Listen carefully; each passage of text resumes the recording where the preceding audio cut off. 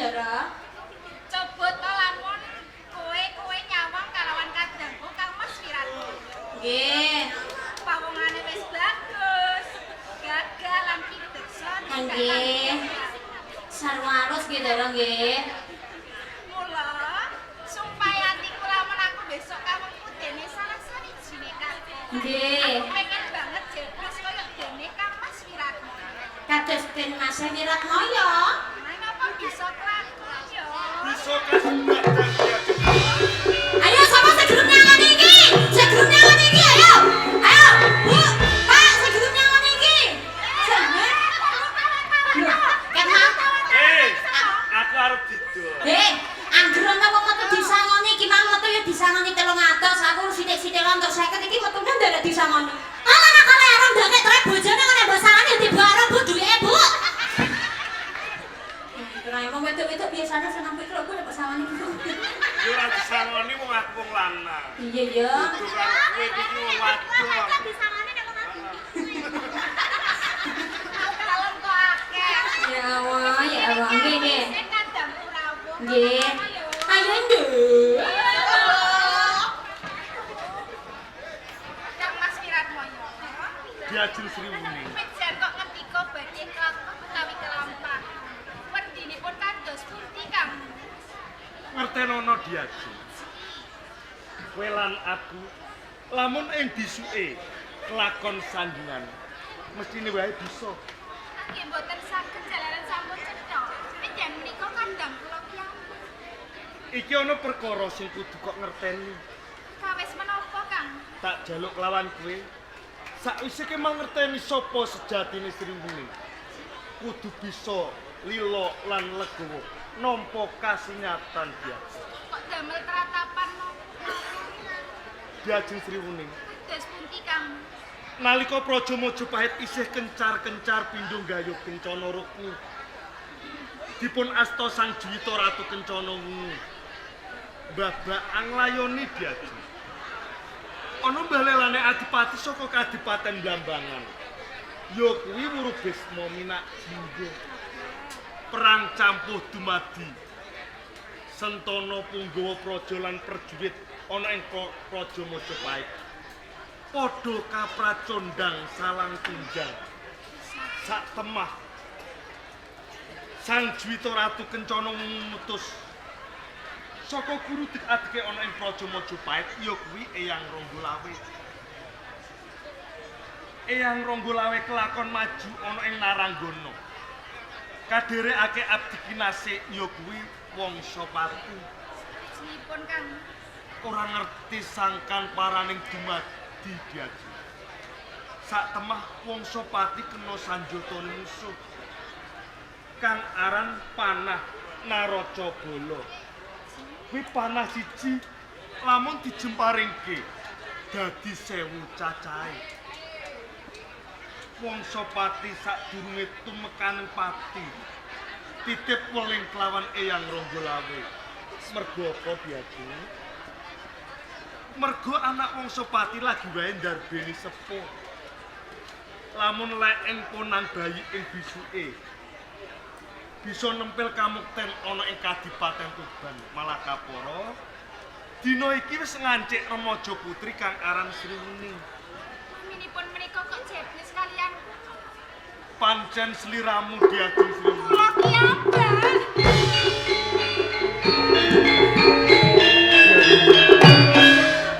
Dari jatosipun kula menika mung sahaipun abdi Kang. Dadi kadang panjenengan utawi pititisipun Kanjeng Rama. Sliramu rasah dadak kuwatir diajeng Sri Wuning. Senajan to sliramu ora titise Kanjeng Rama. Nanging kowe Kanjeng Rama kelawan sliramu wis kaanggep minangka putra ana ing Kadipaten Tuban diajeng. Ing menapa nggih sakmenika panjenengan lembaranipun sejarah Kang. Aku mung kepengin golek wektu kang pas. Dina iki prasasat aku ora bisa selak marang batinku. Kapara suwe aku nandur tresna kelawan sliramu, Dian. Kula menika mung sahaipun abdi. Menapa boten badhe saben-saben sliramu nderek tinangkil sowan ana ngersane Kanjeng Rama. Sambang lirik mripatku mung tak tujuke kelawan sliramu. Mula kanthi kuwi Diajeng Sriwuni. Kowe kudu bisa nampa. Aku mung kepengin sandingan kelawan sliramu Diajeng. Kula uga tresna kalian panjenengan Kang.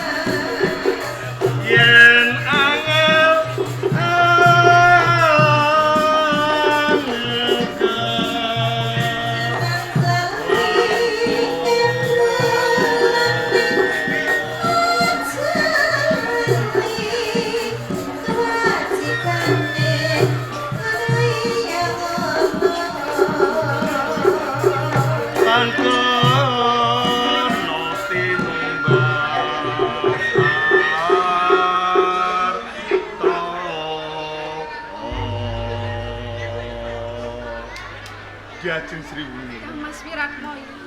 Cumuplong sajroning batinku.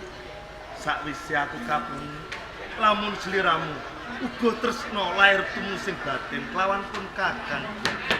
Lair batin kula tresna dumateng panjenengan kok Kang. Mila ing mriki kula sumpah. Lamun to benjang kula mboten saged urip sakingan kalawan panjenengan. Luwih becik kula tumekaning pati. Kakrocok dene gaman sewu Kang. Diajeng Sriwuni.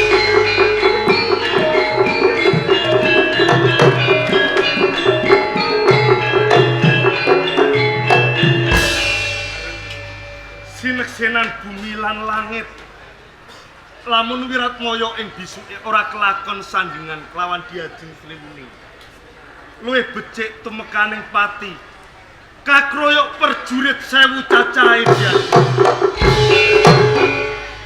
Sampun inggalake kula Kang. Panjenengan menika prasasan nyawa kemula. Kami panjenengan inggalake kula. Boten wonten ginanipun. Kang Mas Wiratmoyo. Mula kanthi Yai ayo padha nuwun apa sing dadi sumpah lan atimu Diajeng. Kang Mas Wiratmoyo.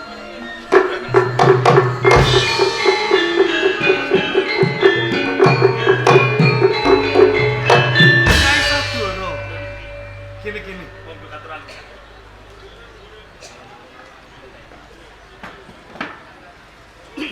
Yai Sadara. Lho niki dawuh tini balap. Ndadekno kagete atinipun Kakang. Sliramu mapan ana ing Taman Sari, kok ora sebowo luwih dhisik, Yai? Nyun sewu. Monggo dipun ambali anggenipun Kang Mas Wiratmaya pawan pangan. Kok ora sebowo? Kang Mas, boten ateges kula menika kirang trapsi. Tuhinipun nalika kula badhe lumebet wonten ing Taman Sari. Kula sampun sebowo, Kang Mas. Sepisan kalih malah kapur kaping 3. Nanging emanipun Kang Mas Wiratmaya lan ugi Diajeng Sriwuning boten mireng nalika kula sepuh. Mbok menawi anggenipun mirungkat menika wonten wewados.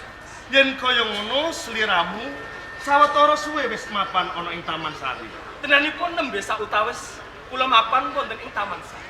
Apa sliramu mangerteni kedadian ana ing Taman Sari, Yai Saduro? Inggih. Kula mangertos kedadosan-kedadosan ingkang mapan wonten ing Taman Sari menika. Nanging tak jaluk kelawan sliramu, Yai Saduro. Lho, Aja salah ing panompo. Cetane lagi wae pun Kakang paring piwulang kelawan Diajeng Sriwuning. Kang Mas Wiratmaya paring wewarah kelawan Diajeng Sriwuning. Cetane kaya ngono, Yai Lajeng Saduro. wewarah babakan menapa kemawon. Anggone tembang gedhe lan joget lawung. Saben-saben ana tamu patmanca negara. Sapa to sing nyugata? Mung Diajeng Sriwuning. Mula kanthi kuwi satriya ana ing Tuban ora mung nglengake pun Kakang. Sliramu uga kalebu satriya ana ing Tuban. Mula rewang-rewang ana pun Kakang paring piwulang kelawan Diajeng Sriwuning. Sampun limrah. Menawi Kang Mas Wiratmaya menika paring wewarah kelawan Diajeng Sriwuning. Jalaran menapa, Kang Mas? Putra wonten ing Kadipaten Tuban ingkang mijil werda menika rak panjenengan. Tan bentenipun kula. Menawi mangkenipun kula wonten kalodhangan tartamtu kula mboten cekap bondo asta. Menawi mangkenipun Diajeng Sriwuning mbetahaken sabiyantu kula lan panggala wentah kula mboten badhe tidur-tidur. Diajeng Dawuh Kang Mas. manut pratelane kadang Kang Mas Wiratmaya. Wondene sliramu lagi wae diwelek perkara joget lawung lan gedhe. Apa sekirane wis cangcut tali wondo ora ana sing ngeciwani dia. Duh Kang Mas. Menawi wasis utawi pikir menika kok dereng. Mila kula suwun kanthi sang menjan uga kersa paring wewarah dumateng kula. Sliramu aja duweni was lan sumelang. Mengko yen pancen ana kalodhangan, pun Kakang ora bakal kabotan. Menehi wewarah lan sesorah kelawan sliramu malah kaporo. Ora ngenengake joget lawung lan gedhe-gedhe. Jalaran sliramu putra ana ing Kadipaten Tuban kang mijil wanita. Wanita ana tetembungan kudu wani ditata. Wanita ken besoke wis ginares minangka dadi ibu. Mula saka kuwi tumindak sak pecak, tembung sak klemah kudu dadi tuntunan para amung putri kang mapan ana ing Kadipaten Tuban. Sliramu aja nganti ngujiwani penggale kanjeng. Dirungokke Diajeng Sriwuning. Kang Mas Wiratmaya. Yai Saduro. Lho nggih, lho nggih. Iki mau nglangke apa pancen ana wigati? Nah Mas, Heeh. tuhunipun kula kautus kalian Kanjeng Rama. Supados kepanggih kalian Kang Mas Wiratmaya.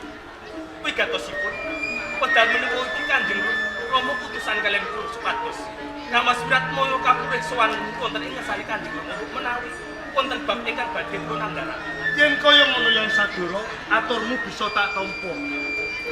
Disik lagi sowan ana ngersane Kanjeng Rama. Mengko pun Kakang bakal sumusul kelawan sliramu. Diajeng Sriwuning.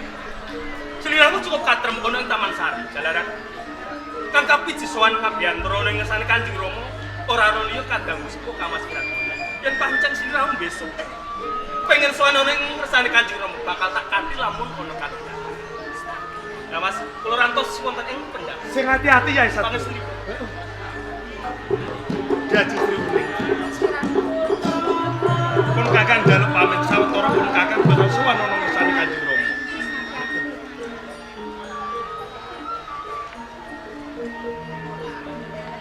Enten ana tekane pun Kakang Diajeng. Kang Mas Wiratmaya.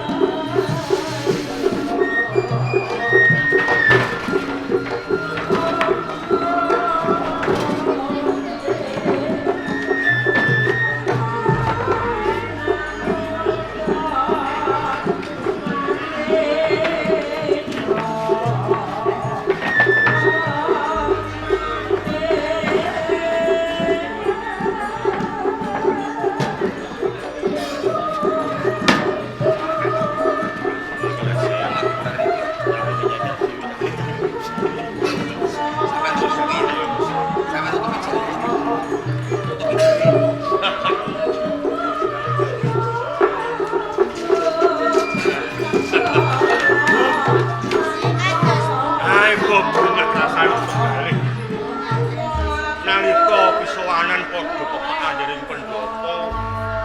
Ana pepaking para putramu padha nderek ngabdan para. Iko leres lah. Gawe marempeng nih rasane yo. Diprayogake lenggahe Oh sama. ngaten istokaken Kang. Raka Mas Pate. Inggih kula Kanjeng. Sadurunge wa sing gati narembukan ing pisowanan iki dak kersakake. Raka Mas dak keparengake sawetawus sawetara lenggah kang prayoga. Dak damune para putraku luwih dhisik. Inggih, istana kedawuh. Sira ngger putraku sing bagus, Raden Wiratmaya. Paring dawuh Rama. Kaya nono aku lho. Ngalah mboten ah. Wis bagus putra Nggih. panjenengan. Wis bagus putra panjenengan. Iya saiki ya ado. Ah wis kisut. Nembe apa nggih ana ing dalem ksatria? Nggih. Rinten sedalu. Kula namung nestakaken dawuhipun panjenengan. Saderengipun kula jumeneng Ratu kula kedah pono salwiring reh. Anggen kula sinau tata kaprajan, kasusilan, kabrahmanan.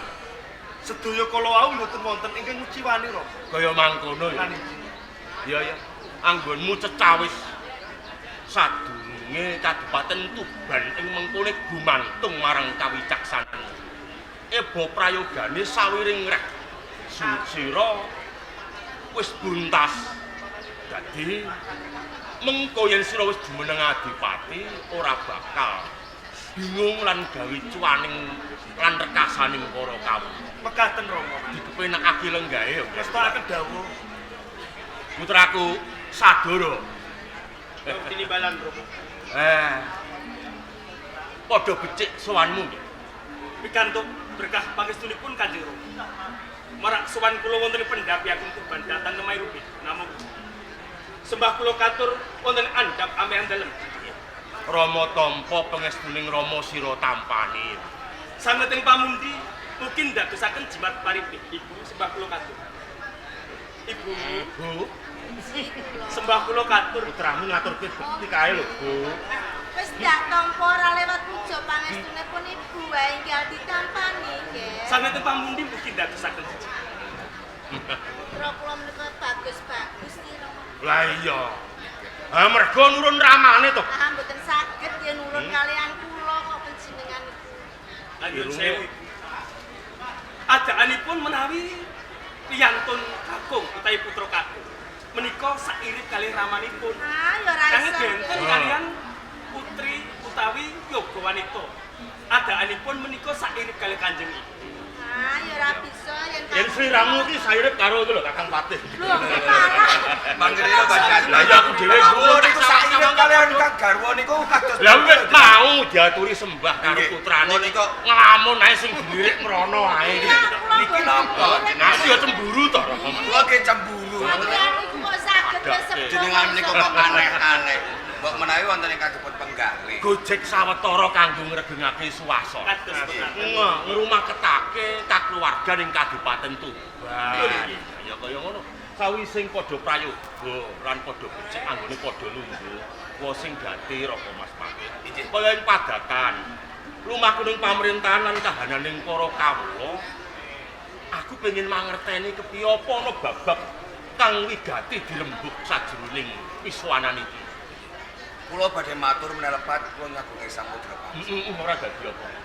Perkawis panjenengan menika masrahaken dumateng kula perkawis katentreman Heeh. wonten ing Kabupaten Tuban. Wedal sak menika ayom lan ayem. Mboten wonten kawula panjenengan ingkang nandhang dadi raja. Kaya mangkono. Iji. Banget tanggungku nedha nrimo marang Raka Mas Pati Setyapraja. Kang wis banget nengenake marang kewajiban. Minangka warnen utawa wakil Bupati ing Tuban. Kaya-kaya tanpa kang sira Raka Mas. Nanging ingkang kula gumunaken menika perkawis piswaran menika. Boten wonten sedaya prajurit lan nayaka praja wonten ing Kadipaten Tuban, malah kapara sedaya keluarga panjenengan kempalan. Iya. Menika Tapi- wonten wigatos menawa. Ah, magebokan lawan kahanan iki.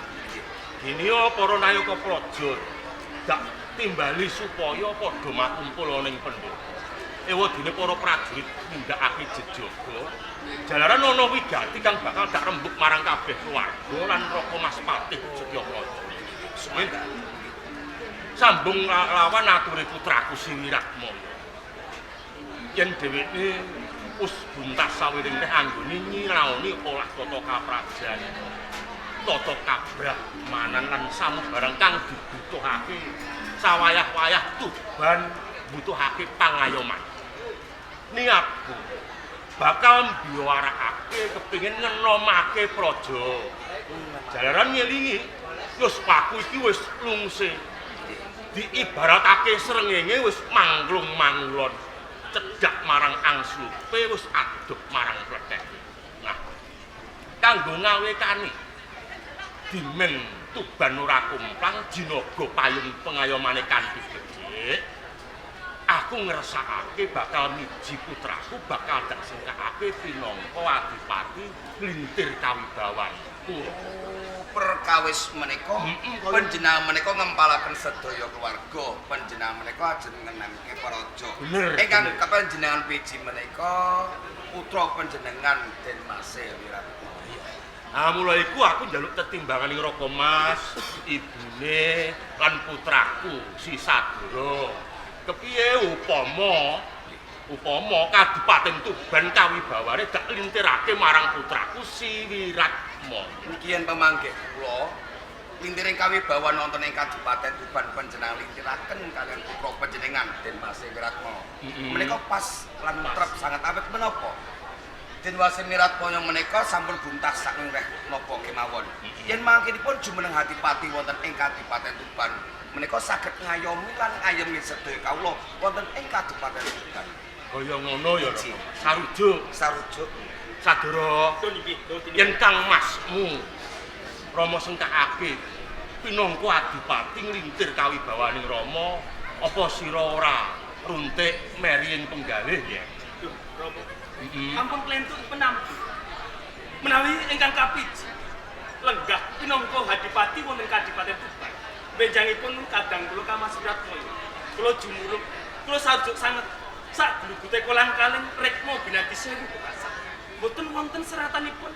Menawi kula anggadhahi rasa iri lan meri kalian Kang Mas Wiratmaya. Kaya ngono nyempuyung. Kula wonten ing Kadipaten Tuban ingkang mijil werda menika inggih Kang Mas Wiratmaya. Iya, bener. Ya iku sing Rama kersakake.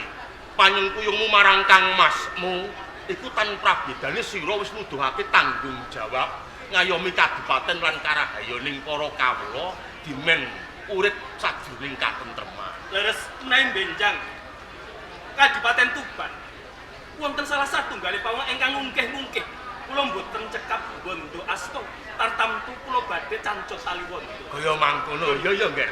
Bagus yen pancen kaya ngono, Bu. Inji kados. Mung kari sliramu wong ayu. Kepiye upama aku lan sliramu saiki mundur mung cukup ngadeg ana mburi dimen putramu si Wiratmaya kang lenggah dadi adipati ngono kepiye Bu? Ngaten Ci, kula ugi sarujuk kok jalaran. Iki panjenengan ugi sampun sepuh. Pun pas lantrep ingkang ngantos menika putra panjenenganipun Wiratmaya. Iya, Ci. Aku wis tuwa. Iya. Ya matur nuwun marang kabeh panyengkuyunging Nayaka Praja lan keluarga kang wis gembleng sajroning tekad nyengkuyung marang putraku Wiratmaya jumeneng adipati Kadipaten Tuban. Saiki amung gumantung siji yaiku kaki Wiratmaya. Ing ngarep sira wis aguh tata-tata sawayah-wayah dijumenengake adipati sira bakal saguh lakoni. Apa bener wis madhep mantep sira saguh jumeneng adipati ngayomi kawula Tuban? Sareng kula midhangetake rembugan keluarga wonten ing Kadipaten Tuban lan Paman Patih. Bobile kula kedah nglintir kawibawan panjenengan. Menawi sedaya kala au dipun sengkuyung sentana nayaka nayakaning praja. Kula namung sendika nglampahi Rama. Sendika ngakoni Naninji. wah lega lan gombong sajroning penggalih Rama nggih. Kesaguhanira tandha pepadang kang bakal tuwuh anyar madhangake swasana Kadipaten Tuban. Amung wae ngene, Kados pundi Rama? pinangka pawongan kang bakal jumeneng pengayoman iku kudu netepi sesanti kae lho gegambaran ringin kurung sakembaran. Kae tegese ringin ana ing alun-alun kae tegese ana bapa raja kudu ana ibu ratu. Teges pawongan iku kudu darbe garwa sadurunge jumeneng adipati. Minangka tetimbangan pangembat-embating catur lan penggalian sadurunge mutusake bab apa wae sajroning lumakuning pamrentah. Apa sira wis darbe padikan wanita utawa pacangan kang dadi gegantilaning atimu? Perkawis wanita kula ngaturaken muga kemawon. Mupo durung duwe padikan wanita. Panjenengan tansah pirsa piyambak Rama. Weh, Rinten saha dalu kula mapan wonten ing kasatriyan. Sinau bab kautaman. Kula tengenake bab negari. Ya. Kula kiwakake bab kapribaden kula. Walah, bu baguse kaya ngene kok ora nganti urung duwe pacangan, urung ana wanita sing dadi padikan kepiye to, Bu? Nanging mawon dene kontenan nyocoki manake. Iya. Sing nengenake marang kewajibane luwih dhisik. Biar Wiratma ya. Paring dawuh Rama. Upama ngene lho, upama ngene. Rama bakal dawuh marang sira. Madhekake wanita pinangka calon garwamu lungguh pinangka prameswari ana ing Kadipaten Tuban. Apa kira-kira sira gelem nglakoni dawuh? Menawi tetela panjenengan sampun kagungan pilihan wanita ingkang pantes lenggah jejer dumateng kula. Lajeng sinten Rama? Bocah wadon ki ora adoh. Dudu bocah wadon adoh, isih keluarga dhewe. Isih sedulurmu dhewe. Lho. Piye? Tasih kalebet kadang kula piyambak Rama. Langsung menyat rada maju. Nah iki nuduhke yen to putra ngabekti marang wong tuwa ya ngene iki. Kok leres Rama. Jalaran swargane wong tuwa ki ora mergo dipunjung daharan sing enak, busana sing apik ora. Swargane wong tuwa ki sauger putra mbangun miturut mituhu marang apa sedyane wong tuwa iku wis swargane wong tuwa. Menika leres. Rama, kula niki kepengin ngertos pilihanipun panjenengan. Mbok bilih tasih kalebet kadang kula piyambak. Monggo paring dawuh dumateng ingkang putra. Blakake ya, Bu, tak blakake. Monggo Rama. Bocah wadon kang isih sedulurmu dhewe, kang wis rama padik pinangka calon garwamu, iku ora ana liya Retna Kumala putri saka Bojonegoro.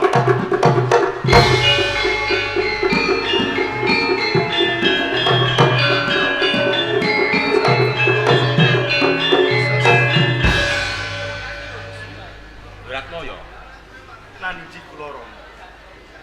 yen maune kaya greget arep sendika sira nganti maju lenggahe ning saiki kok katon cingak. Hah? Gini kok kepiye Wiratma? Monggo dipun penggalih kanthi tirtaning kawicaksanan. Mbok bilih kula kedah bedhapan kalih Kumala Retna. Srawung kemawon kula niki dereng nate. Nggih menawi Kumala Retna menika ayu. Menawi ala. Nggih menawi kula niki tresna. Menawi boten lajeng kedah kados pundi ro? Perkara urung srawung. Ngene ya. Ana unen-unen. Witing tresna kuwi jalaran saka kulina. Rasa tresna kuwi tuwuh. Yen to priya lan wanita iku wis srawung. Yen saiki sira durung srawung, mengko yen wis daup srawung, suwening suwe bakal tuwuh rasa tresna. Ora beda Rama karo ibumu iki lho.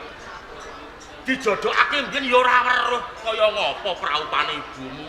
Ayu apa elek, bangir apa pesek. Rama uga ora pirsa. Ning merga Rama mituhu dawuhing wong tuwa, tundane lho ya tuwuh rasa tresna nganti nglairake sira-sira sakaron putraku.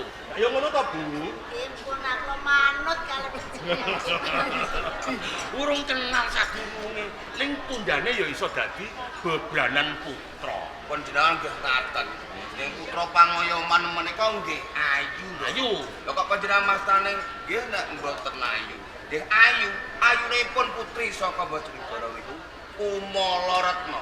ayune tumpuk undung. Kon niku ngertos piyambak. Iya.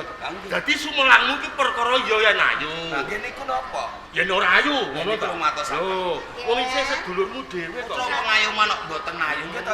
Iya. Percaya marang ramamu lan paman pati. Yen kekanaran putri Kumala Retna kuwi ayune ki bebasan kaya widodari kang ijo wantah. Yen to lungguh jejer marang sliramu pinangka dadi garwa pamuswari. Ndak kira ora bakal lisemake marang sliramu. Percaya ya nggih, gelem dawuh karo putri Kumala Retna. Ini Wiratmaya. Senadyan to nyawang iku isih awas netramu. Nek yen perkara wong ayu lho, isih titis Rama tinimbang. Napa saestu? Lho. Isih weruh kana Rama ngenani bocah wadon sing ayu kuwi kepiye tinimbang sliramu. Napa malih? Oh. Wong wadon pira-pira wis tau tak. Yo, Kang Rama. Apa, Bu? Lah kok ngoten, ramulo kalian ingkang putra. Ora iki lho madhangake penggaliane putramu. Ya ampun ndika ngaten. Ya Nger ya. Yen ngene, yen sira ora percaya yen Kumala Retna ayu. Ya to.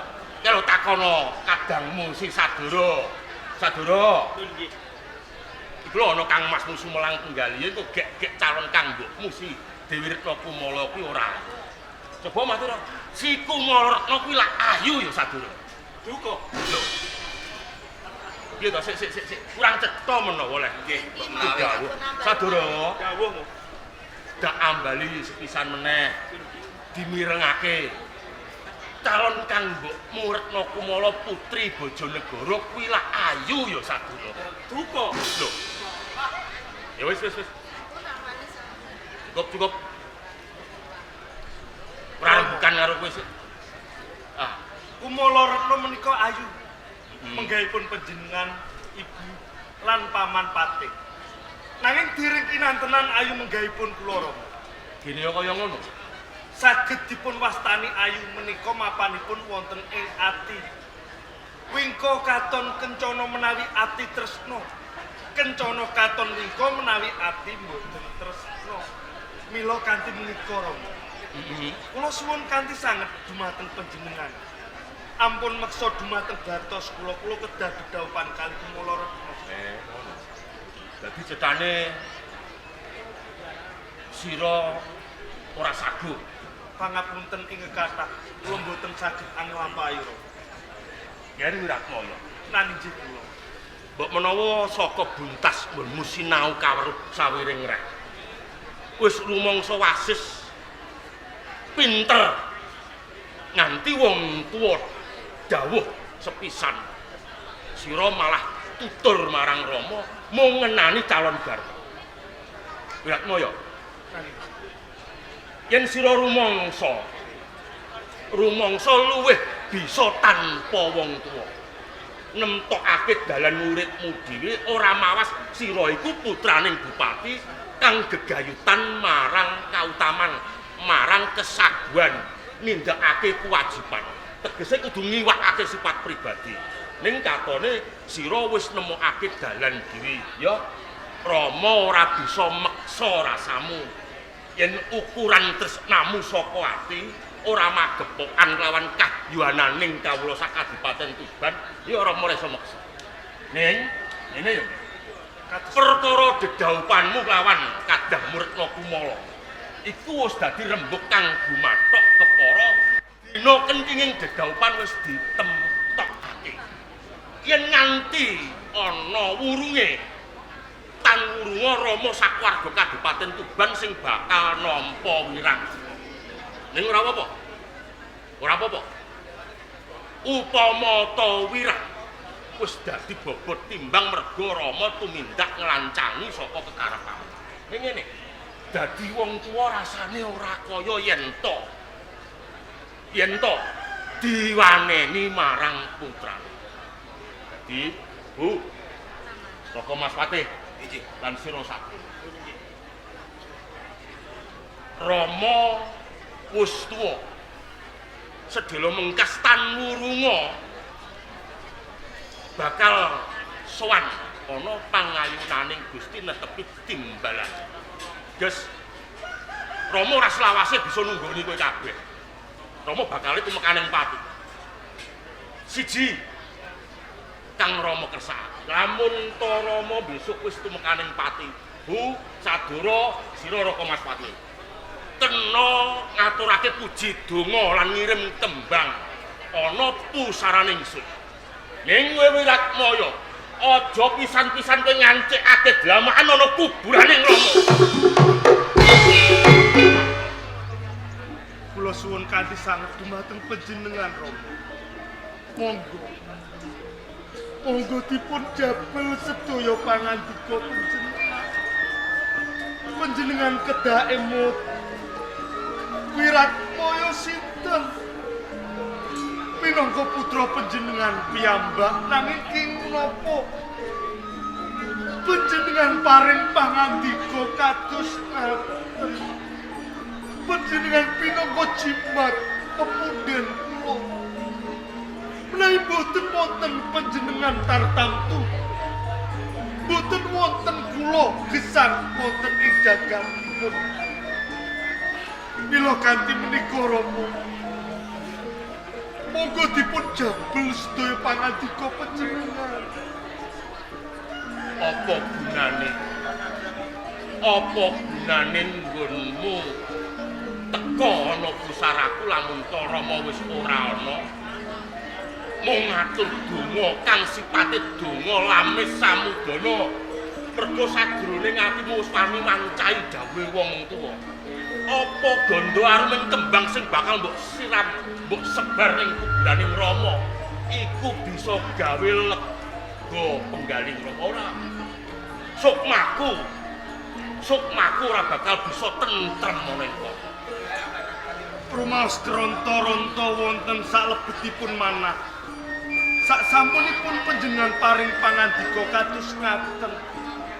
Mongko Rama, ageng sanget anggen kula tresna dumateng panjenengan. Nggih, kangge njagi asma panjenengan Rama. Sinaosa selak dumateng dados kula. Kula sagah menawi dedaupan Saku daupan ngono. Walah. Ya.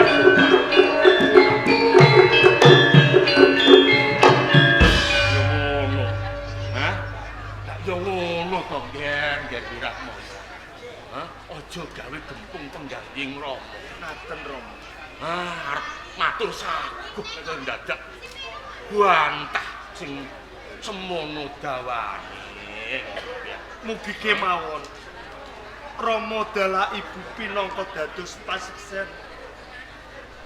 Saksampunipun kula kelampahan dedaupan kalih Kumala Retna. Wonten tetembungan temanten sepasar bubar ampun nutup. Wiratmaya.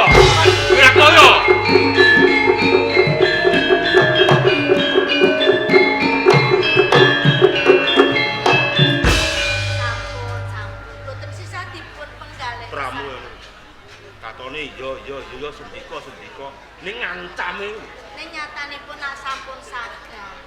Nika sampun boten ndamel sempen jenengan lan kula lho Kang. ora. Perkara iki kudune ora dumadi kaya ngene. Sing jalari kahanan iki dumadi kaya ngene Sadara. Iki perkara luputmu iki Sadara. Upama kowe ora kaya ngono Kakang Masmu ora bakal matur sing kaya ngene. Napa kula nggadahi lepat? Lha cetha yen luput. Teng pundi tulungipun kula lepat? Lho Rama nak dawuh karo sira. Ger Wiratmaya Sadara. Iki lho maturana Kang Masmu, calon kang mbokmu Retna Kumala Bojonegoro kuwi lak ayu to. Duka lho. Yen sewu. Sing mbok karepake kepiye Sadara? Pantes kula matur wonten ngersani Kudune nek yo omong ayu. Kula ki anggadhe pawadan ingkang gumathok. Pawadan kang gumathok kepiye sing mbok karepake? Monggo kula aturi mut. Rika semanten Kanjeng Rama menika utusan kalian. Supados sowan wonten ing ngersani Paman Hadipati Prabaningrat wonten ing Bojonegoro. Iya. Kabrih ngasekaken dedaupanipun temanten Kang Mas Wiratmaya lan Kang Mbok Kumala. Nalika kula sowan wonten ing Pendhapi Agung Bojonegoro, boten wonten tinanggilipun Kang Mbok Kumala kados pundi kula mastani. menawi kanggo kumulana menika ayu menawi ana pripun penggalipun Kang Mas Wirat mangken. Dadi merga sira ora weruh durung meruhi citrane calon kang mbokmu kuwi sira ora wani matur. Kados mekaten. Kudune kuwi rak yo manut karo Raka Mas Patih pamanmu Patih karo ibumu Kandha Ayu Raka Patih pamanmu Kandha Ayu kuwi kudune kuwi kari nibani nggih ayu Kang Mas lho ngono rak yo gampang. Ngantos kula kados mekaten kula tasih kemutan pitungkasipun Kanjeng Rama nalika wonten ing kesatria. Nalika Kanjeng Rama kula lan Kang Mas Wiratmaya wonten ing pidalem. Panjenengan nate sesorah oleh Wiratmaya lan kowe sadaya. Sira pinangka satriya ana ing Kadipaten Tuban. Jenenge satriya kudu duweni telung adeg-adeg sepisan. Kudu tumindak jujur. Iya bener. Sedaya kula sampun kula tindakaken menawi tumindak jujur. Kaping kalih kudu demen aweh pitulungan kelawan titah sepadha padane manungsa ingkang mbutahaken sabiyantu kula. Nanging anggenipun dibantu ampun anggadhahi rasa pamrih ikhlas lahir batin. Menika sampun kula tindakaken. Bener. Ingkang pungkasan kaping 3. Jeneng satriya kudu kebake pangucap ingkang jujur. Lah menika menawi kula dora wonten ngersane Kanjeng Rama, tartamtu kula mboten nuhuni pangandikanipun Kanjeng Rama nalika wonten ing pidaleman. Dadi merga kowe pengen jujur urung weruh nganti kowe kandha duka ora weruh. Wis mbuh. Ora rembukan karo kowe Sadara. Iki nurun watak sifatmu ya ngene iki. Lha enten napa kok kula Kon ngapusi sithik lah ya ora apa-apa to, Guys. Mboten saged. Kang Masmu ben gelem dauk. Angel wis ngene kae. Ning Kang Masmu ora ketangkepi sono kesaguhan. Kena kanggo tambal rengko lan wirangi keluarga Tuban. Uba rampen samubarang kang dibutuhake sajroning dedaupan padha dicawisake. Disamapakake. Pangestunipun. Ya, Raka Mas Patih. Apa kang dibutuhake sajroning dedaupan?